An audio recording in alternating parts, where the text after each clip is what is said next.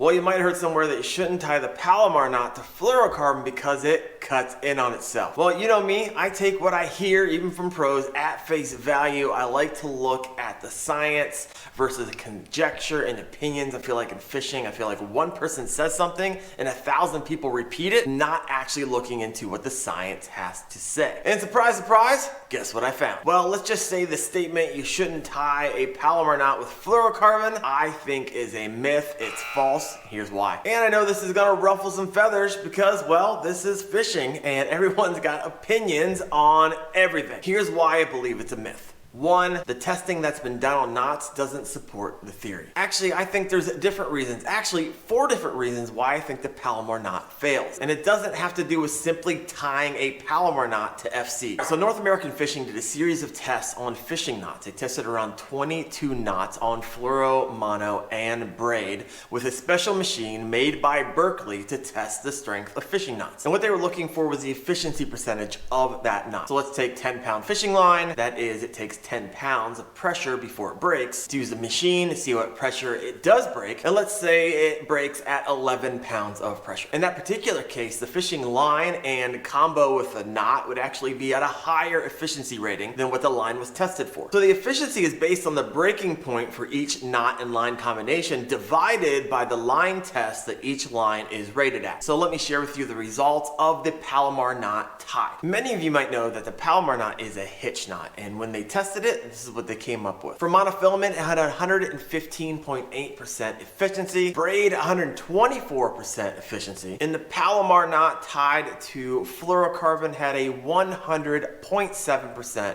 efficiency. In fact, in the video that I watched, the line actually broke before it broke at the knot. So what's it tell us? Well, the test is showing us that when fluorocarbon line is tied with the Palomar knot, it actually performs above expectations. 0.7% better than straight line alone. So according to this test, fluoro actually has a higher breaking strength when tied with the Palomar knot.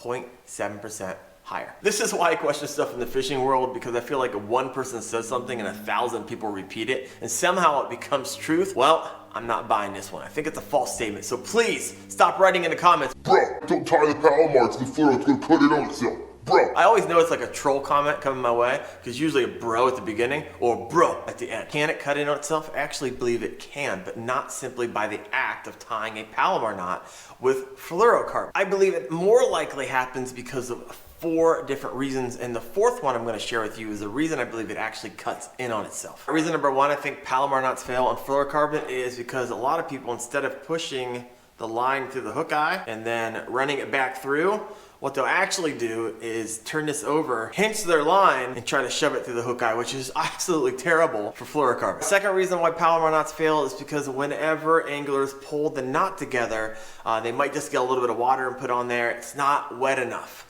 And when they pull it, it creates friction, and that's gonna be the weak point on that heavy hook set. So you don't want any friction. What I like to do is stick that in my mouth and let it kind of marinate in the saliva. I know it's kind of gross, but that's what you gotta do. Third way Palomar knots fail, a lot of times, kind of goes in conjunction with the one I just shared, is that whenever you're pulling that knot tight in your mouth, instead of pulling both the main line and your tag line, just pull the tag end. And that way you're not gonna create friction on your main line, once again, creating the weak point on your fluorocarbon line. And the 4th reason is actually the reason I think fluorocarbon cuts in on itself. So whenever you're running the line through the hook eye, when you finish up that hook, the line around the hook eye should be side by side. And a lot of times, because it's very difficult to see, and I have 20/20 vision, if the line is crossed, whenever you do the heavy hook set, one of those lines is going to cut into the other one, creating the weak point in your Palomar knot. Very difficult to see, but what you want to do after you pull the line tight, and if you can see it, look side by side and make sure your line is parallel around the hook eye.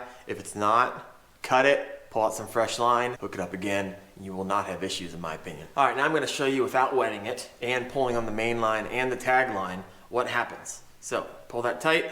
So if you end up with something like this, you got curly line on your main line, that means there was too much friction. You changed the molecular structure of your fishing line, making it the weak point. Cut this back, you want to retie that knot and make sure that your main line looks just like the rest of your line, nice and straight. If you disagree, not a problem. Feel free to comment like an adult in the comments below. Hey guys, hope this is helpful. Thanks for watching.